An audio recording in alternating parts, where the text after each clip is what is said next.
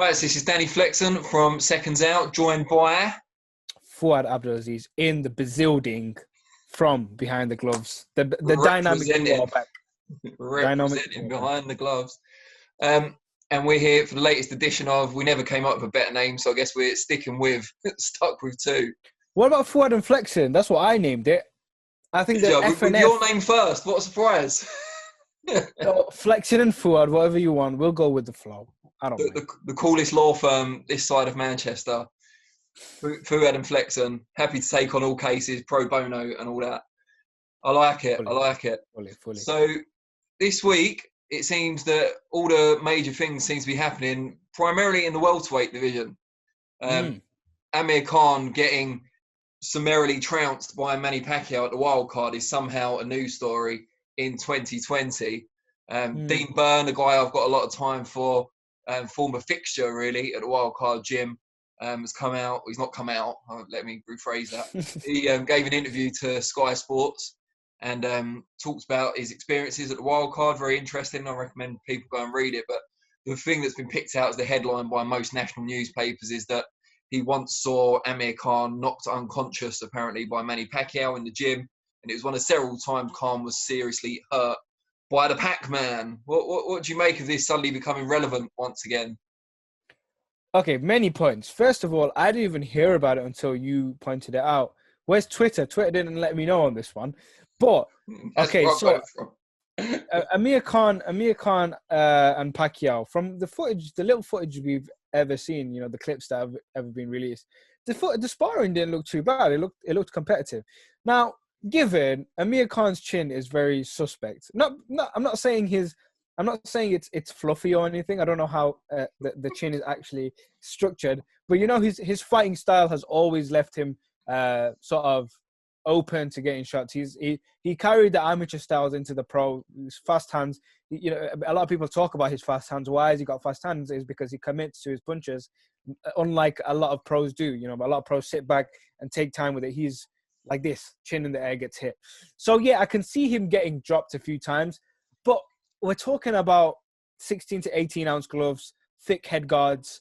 I wouldn't be surprised if he's been knocked out once, but I don't know. I don't know whether to believe that or not. It's a sticky one because it's Amir Khan. It's making me think about it. No offense, obviously, it's just that's what we've been led to believe as fans. But I don't see Manny Pacquiao as the guy to continuously try hurt Amir Khan. Yeah. I think them two have a good relationship. Like as gym pals, you could call them at the time. They probably had some sort of relationship where they'd respect each other's skill set and keep it competitive and learn from each other, and not try knock each other out every freaking go. But who knows? What about you? Thing is, right, if his chin was that vulnerable, we know it's vulnerable in pro fights and everything, but if his chin was that vulnerable in a sparring environment, A, would he have ever joined the wild card in the first place when it's renowned for gym wars? And B, would he have been going in as a regular sparring partner of one of the most ferocious punchers of his generation? It just seems crazy. Like, yeah, I imagine he's been dropped in sparring. A lot of fighters with presumably better chins have been dropped in sparring, but knocked unconscious and that being allowed to happen in a pro gym, I'm not so sure. I mean, but to say that, I spoke to Khan probably about 5 years ago when I was still at NewsQuest doing like boxing news, fighting fit and stuff, and he told myself and a colleague that he'd once had Pacquiao all over the place in sparring. So maybe that's just what guys say about sparring, to make it a story, someone's got to have been seriously hurt, haven't they? But it's like you said, it's more believable because of Khan's reputation. For sure. That sparring session, what I think of it when I think about it is, number one, it being fucking fast, like fast hands, both of them. But for exactly for that reason, I can see both of them clipping each other numerous times. And, who's the guy that said the story? Dean Benn. Dean Benn. So he's probably seen someone land and then maybe wobble that way a little bit. That happens in every other sparring session. But maybe because it's so intense between them, they're going back and forth, fast hands, one trips a little bit that way. It doesn't mean they're hurt. It's just sparring. You're going for it. He ended the quote by saying something like, Pacquiao would have knocked Khan out then, he'd knock him out now, he'll knock Khan out forever, which I thought was exceptionally brutal way of putting it. That's that's definitely stabbing Amir Khan in his heart. Like, yeah, exactly. I imagine like him reading that would just be devastated. Like, it'll knock him out forever. He's probably a good mate of Dean Burns. Like, he'll be thinking, what did I do to you, bro? What did I ever say? I feel sorry for Amir Khan sometimes. You know, he's always been he's almost become like everyone outside, everyone who's not a casual fans know him, but whenever you speak to a casual fan about Amir Khan, you realize, oh, he's got no chin, man.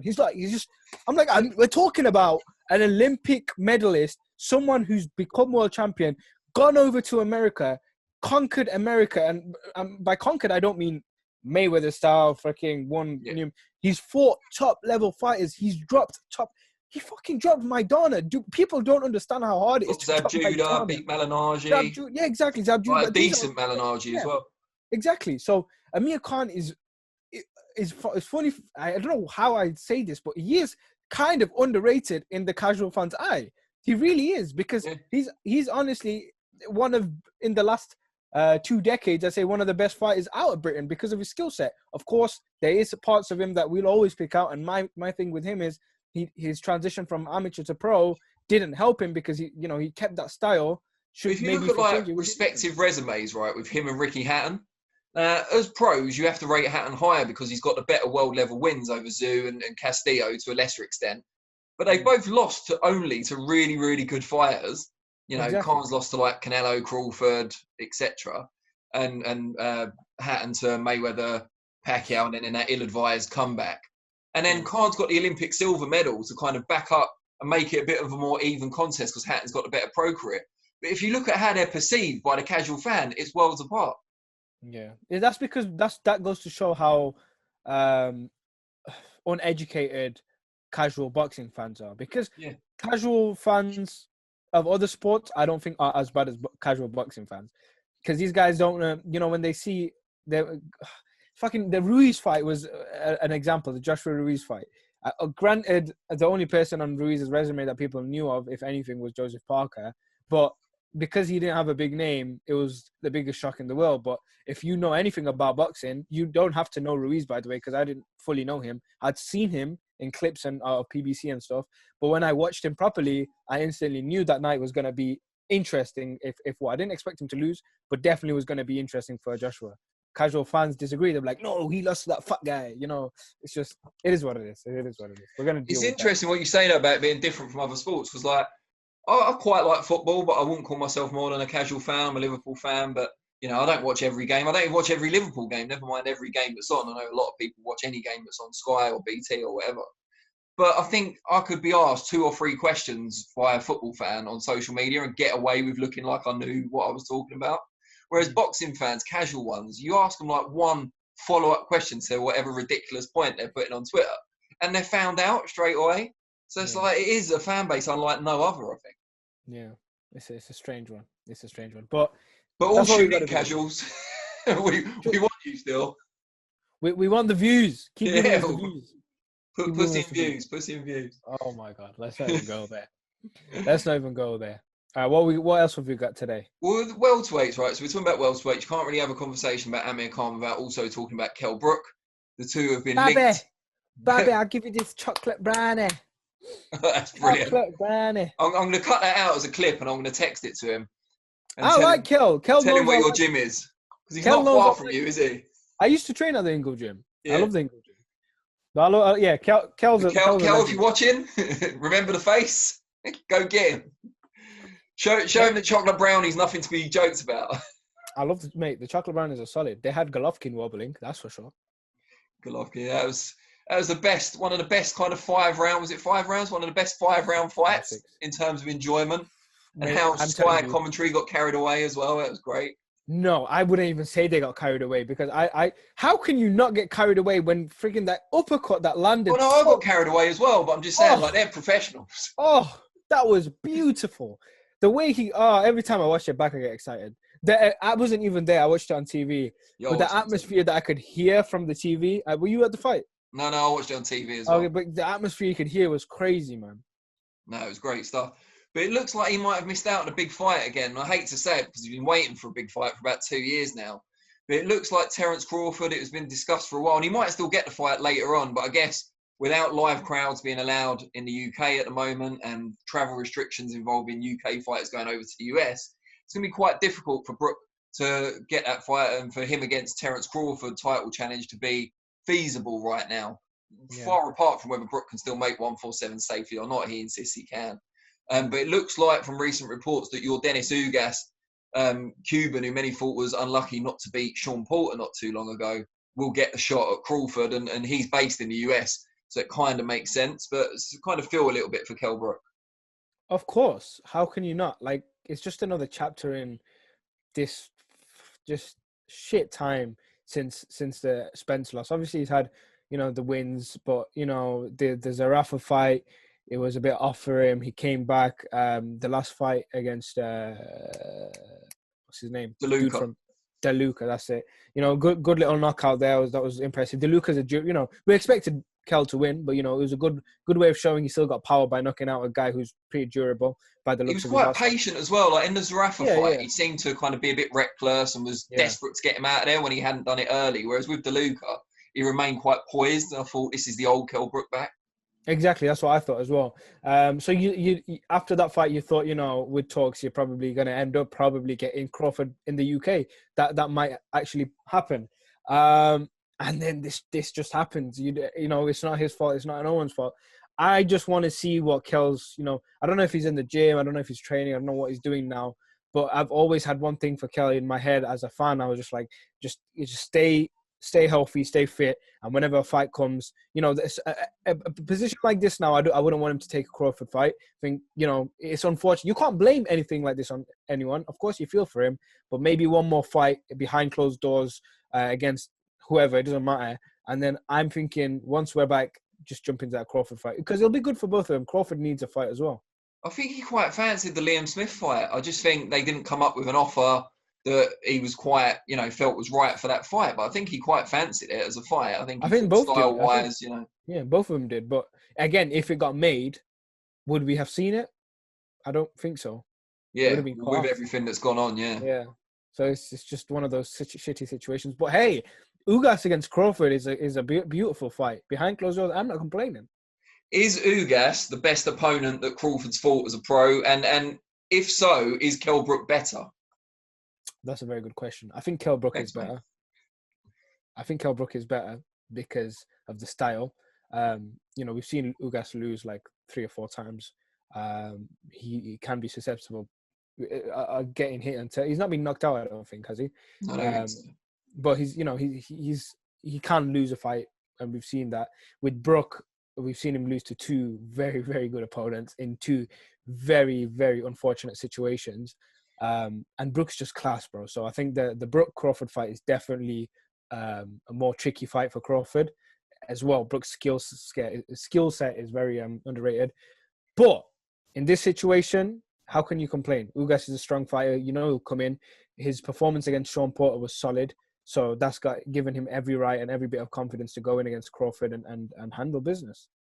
And the big rival for Crawford at 147 is obviously Errol Spence, who was involved in that horrific car crash that we all saw the video of when he looked like he was trying to do some sort of stunt or something that went wrong. But, we can joke about it now because we know he made it out with no serious injuries. Yeah. But he's talking about coming back in quite a big fight and a stern test. Do you think that's wise? That's a good question as well. Danny, you are on fire, son. It's like I've been doing this for a while. Do you know what I mean? Like, you're on fire. You give me the answer to that first. Let's see what you say. Do you think it's wise? All right. No, I don't think it's wise. No, not just because of the car accident, but also because he's been inactive for even longer than most people who've been inactive because of COVID-19.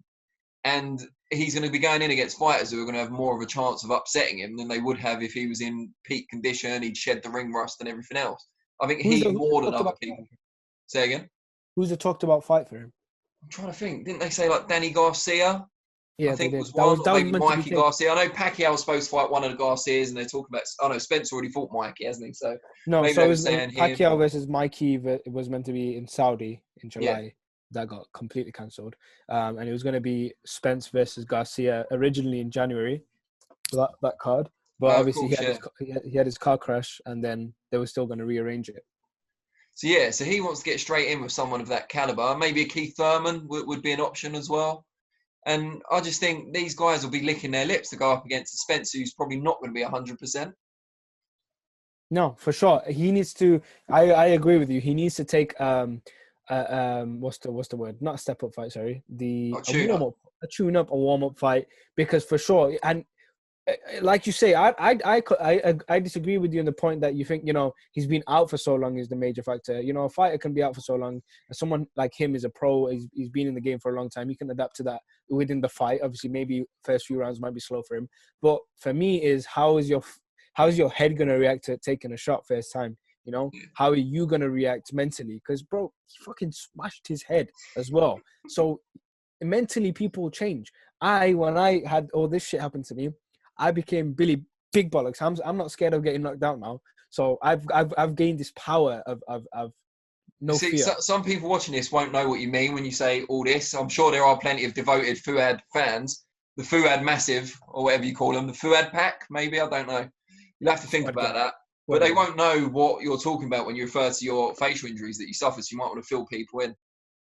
Just a quick one. But I was on a little scooter just before Wilder Fury. I spent some time out in Los Angeles, and they've got these electric scooters which are super fun, but they do go at 15 miles an hour. Now that might not sound like a lot of speed, but I promise you, if someone touches you, you're falling over. It was night. I didn't see a pothole. I hit it. I went flying headfirst, landed, smashed my whole face, lost a tooth. That's why I always hide my tooth. This is all healing up. My face was a mess. I was like a big, bloody, ugly mess. If you go back to any of the Wilder Fury pictures, you'll see me looking nothing like me. But yeah, that's what I'm saying. That week for me, I could feel like, even afterwards, you can feel the effects. And that was only a little freaking scooter accident. Spence had a massive, massive accident. I think I said at the time it was a bit like Kanye West, except without, the resulting through the wire or spectacular superstardom, unfortunately for you. But unfortunate. Well, Terence Crawford did come up to me. He was like, he gave me like I think an unintentional father talk. He was like, "What's happened to your face?" And I was like, "Okay, Terence, this is Terence Crawford." So I was like, "Yeah, I just had an accident." This was before the accident. No, this was before the accident. He asked me what happened. I told him it was an accident, and he goes, "You wasn't wearing your helmet, was you?" And I was like, "No." He goes, he didn't even smile. He didn't make a smile. He was just serious. "Next time wear a helmet." I was like, "Okay, but it doesn't give you a next time wear a helmet." I was like, "Okay," put my head down and walked off. Cheers, bud. Yeah, cheers, bud. You can imagine what he thought then when Spence totaled his car because he wasn't wearing a seatbelt, was he? I think I'd have to check. Hey, that saved him. Don't want to lie with him. That saved him. He got out the car. Yeah, the fact that he wasn't wearing a seatbelt, it threw him out. Yeah. I wonder what Terence would say about that, Yeah, well, I'm sure he's got a lot to say. I think we'll hear it once the fight. Do you think that's... Okay, we've got this period now. We're going to get fans in, hopefully we're going to get a few hundred in by September. Things going to plan. And if everything goes to plan, what's your take on it? When are we going to see it? I think next year. I think they both realise, hopefully now, especially after the car crash, that time's at premium. They're both, I believe, I have to check this, but I both think they're the wrong side of 30 now, coming from someone who's nearly getting towards the 40 mark myself. But both the wrong side of 30. And not only that, I think we've seen PBC and Top Rank edging towards a closer relationship now. Errol's 30, by the way. Errol's 30. Crawford is 35, I think. That's technically the wrong side of 30. If he's past his 30th birthday, I'm claiming it. But either way, I think we've seen Top Rank and PBC working together for Wilder Fury. We might see them work together in the future for other fights, certainly for Wilder Fury 3, whenever that happens. So they've got that established relationship now between the TV networks. So I think that they could come together. But it's just whether Crawford-Spence generates, or Spence-Crawford, don't want to upset anyone, generates enough money to make it worth a 2-network pay-per-view. Like, is there enough money to split? I don't know. Obviously, Wilder Fury there was. Yeah, that's a good point. It's gonna be interesting to see how that one works itself out, because Wilder Fury is a completely different discussion to Crawford Spence. A lot of casuals tune in because Wilder Fury, the heavyweights, you'll always hear about them. But Crawford Spence, as big as they are, unfortunately, a lot of casual fans don't know them. So are they going to pay for a pay-per-view? Doubt it. And as we're talking about welterweights, let's bring it back to the domestic sphere for a minute. There's a lot talked about during the hiatus of when boxing came back, we'd see possibly Chris Jenkins defending the British welterweight title against Conor Benn. And it looks like at the moment, the parties haven't been able to come to an agreement. I know Jenkins wanted a certain amount of money to compensate for the fact he wouldn't have a full camp. The lockdown restrictions are harsher in Wales, apparently, than England. I don't know. Gyms still haven't opened back here, so whatever. But the point is... Well, elite fighters are allowed to train. Yeah, so well, if they're in a private gym, yeah. Obviously, if you're in a public gyms can't open, can they? So if the gym's going to open just for the boxers, that's fine, I guess. But public gyms aren't allowed to be back open yet. So like anything, like even the EIS in Sheffield, they're now back, aren't they? But they don't allow the public in to train, so it's all right. So yeah, we'll see. But anyway, like Jenkins, Benn was talked about, but now it looks like, because Benn had made a comment saying he wouldn't fight during the without a crowd unless it was for the British or Commonwealth title, which is his prerogative. He's obviously one of the lucky few that can make that sort of decision. And then Chris Jenkins wants a certain amount of money. But what do you make of that fight if they are able to get on either on a Warren or a Hearn show? All I'm going to say is Conor Benn just gets better and better every time you see him.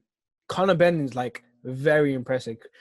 I've not seen much of Jenkins, you know. I know I've seen bits and bobs, and he looks strong, and he looks like he's got his fundamentals on lock. You've got to give him that. But Conor Benn is, I don't want to doubt him anymore. It's hard to doubt him because every time that when he fought on the undercard of Josh Taylor and Prograis, was it that one?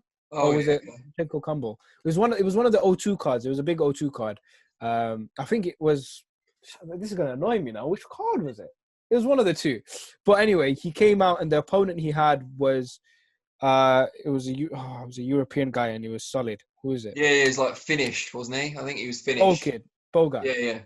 And the way he handled him was like, oh. Yeah, didn't he get he got shook by a punch in like the first round or something, and after that just completely dominated. Yeah, that's the one thing about Conor though. Like, even though he's improving, there's times where it's a bit shaky. We saw that early in his career when that mad fight at your call, when he got knocked down a few times. That was crazy. So this is the breaking point. It's hard, like I said, British level against a solid British level fighter who's got his fundamentals on lock against Conor Benn, who keeps improving time after time, but has shown, certain openings, you could say, certain what's the word? Weaknesses. So it'll explode into a fight where it might even come down to, what's Conor got in his heart. If he gets dropped, will he have the heart to recover? Is he going to show adaptability in the fight against someone at that level? Because I'm sure he's shown it us before, but can he do it against someone like Jenkins? Is he able to do that? And it's not a shame if you can't do it right now. Again, he's not been in boxing for the longest time, but he keeps improving. So what's your take on it? How do you see that one playing out? Yeah, so Jenkins is very good technically, and he's got a great boxing brain, but he's not the biggest welterweight. He could probably still make super lightweight. Probably won't like me saying that because, it means a lot of dieting and stuff, but probably could still make it, and cuts easily as well. He's been cutting a lot of his fights. He must have a lot of scar tissue still around his face. And Conor Benn, for all his flaws, has improved. Is a lot more poised now than he used to be. Flaws, that's the word. Flaws, sorry. I was looking for that word for so long. Happy to help, too late, but story of my life. But hits very hard as well. And I just think there'll be times in the fight, if it happens, where Jenkins will make him look quite silly and quite amateurish. And maybe amateurish is the wrong word because he didn't have many amateur fights, but you know what I mean, quite novice-y. And I think it will depend on the second half of the fight and whether Benn can get close enough and inflict enough punishment to either force a stoppage or cut him and get a cut stoppage. Because if it comes, I don't think he'll win a decision against Chris Jenkins, I guess is what I'm saying. Would you play it a bit like the Eubank Saunders fight-ish? That's a pretty good, like a lower level, but yeah, that's a pretty good analogy. A lower level, but then I think, again, like kind of a raw guy technically, but with great athleticism. Yeah. But then again, if you compare Benn and Eubank, Benn and Eubank, I didn't realize. If you compare Benn and Eubank, I feel like Benn has a lot more fundamentals locked down than Eubank does, in terms of, Eubank has his flashy style of... Maybe not now, I don't know. I would say he's got a lot... Now it's hard to tell, though, because we've not really seen him much. I'd say he's probably got more fundamentals locked down than when Eubank fought Saunders. Yeah, Well, that's at the what I mean. same stage, I'd say definitely. I think Eubank's improved as well since then. I think the Eubank who fought the girl, even though it was an ugly fight, I felt he showed a fair bit of improvement. And now he's out with Roy Jones, obviously, in the States, and we might see more improvement still. I don't know. I saw a video of them doing the head movement drill, yeah. And I've been trying to copy that in the back garden very unsuccessfully. But it just looked like Roy Jones, even at his advanced age, was so much faster on his feet than Eubank Jr. So it seemed like a steep learning curve. Do you think Roy Jones is going to come to any advantage in the ring technically to support Eubank? Because look, you can be a great fighter like Roy is one of the, in a lot of people's opinion, even in my opinion, I think he's one of the greatest of all time in terms of the ability he brought to boxing. It was different. So, you know, even though he's got that caliber as a coach, he's not proven. He's not done anything. He's not shown True, anything. but what I would say is that although Eubank will never be as good as Roy Jones Jr., obviously, Roy Jones Jr. was a supreme athlete, and he wasn't necessarily the best kind of technical boxer in a traditional sense. But he was blessed with incredible speed and just great athleticism. And I think Eubank Jr., albeit to a lesser extent, is in a similar situation in that he's never going to be a technical marvel. He's too old and he's been boxing the same way for too long to change that much. But Roy Jones Jr. may be able to harness some of that athleticism and get him to use it in the right way and at the right times in fights. Because I think Eubank Jr. will often do things just for the sake of it, or has done in the past, like that flashy uppercut he throws. It won't always be set up and it won't always be at the right time or from the right angle. He'll just do it because he knows it's his pet punch and he's good at it. Whereas Jones will be able to tell him, look, you know, when the guy pulls back, you do this. When he steps in, you step to the side and throw the uppercut and stuff like that. And I just think that's invaluable. If you can learn anything from someone who's a living legend of the sport, you've got to. I mean, the toughest thing might be understanding Jones's accent, that deep southern drawl. But if Eubank can master that, he's been in the States for a lot of his life, you know, fair play to him.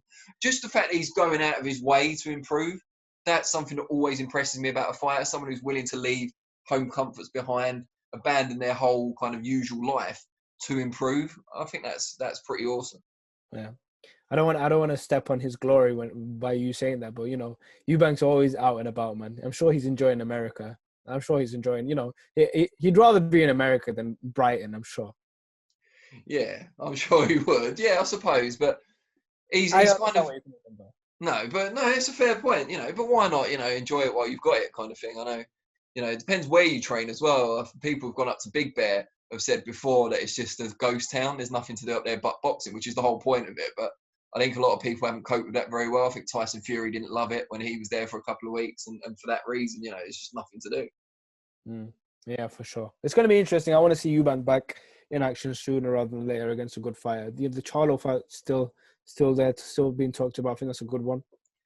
Yeah, or even a Saunders rematch if Saunders doesn't end up fighting Canelo or Callum Smith. But I think we want to see Saunders against Callum Smith, don't we? I think it's going to happen for ages. It's got to be one of the two. If it's not them two, then just unify against what's his name, Caleb Plant. Yeah, Plant's good. I like the look of him, but needs a test. So yeah, it'd be good. That's it. We got to see that. Go on, Billy. If you're here, you heard it here. I know you're trying to get that Canelo fight. I know you're trying to get that Callum Smith fight. But if neither of them fall out or work out, Caleb Plant. Or drop back down and fight Demetrius Andrade. Get your belt back. That's another option, yeah. I don't know. It's never a fight I've liked for Saunders, that Andrade fight, but you never know. I'm glad you're someone who calls him by his proper pronunciation of his name as well. It very rarely happens. How did I pronounce it? Andrade rather than Andrade. Oh, Andrade. Yeah. I call him both. You know? I've said both. What is it? Usually, if a Mexican fighter's got that surname, it is Andrade. But for him, it is Andrade. Like, I've interviewed him and he said specifically, that's how you pronounce my name. So my dad says it. So not my dad, his dad, obviously. Demetrius Andrade. Okay, I'm gonna keep that in my head for the next one, for the next interview. There you go. All right. Well, we've been Danny Flexen and Fuad Abdul-Aziz, F&F, as will be known going forward in our musical careers. And we're going to freestyle. One week we're going to freestyle. We're planning to drop a rap single very soon. So a collab.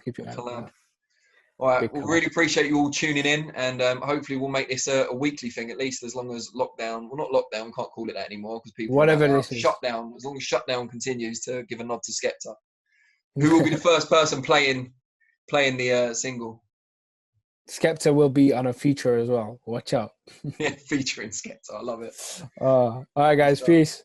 See you soon.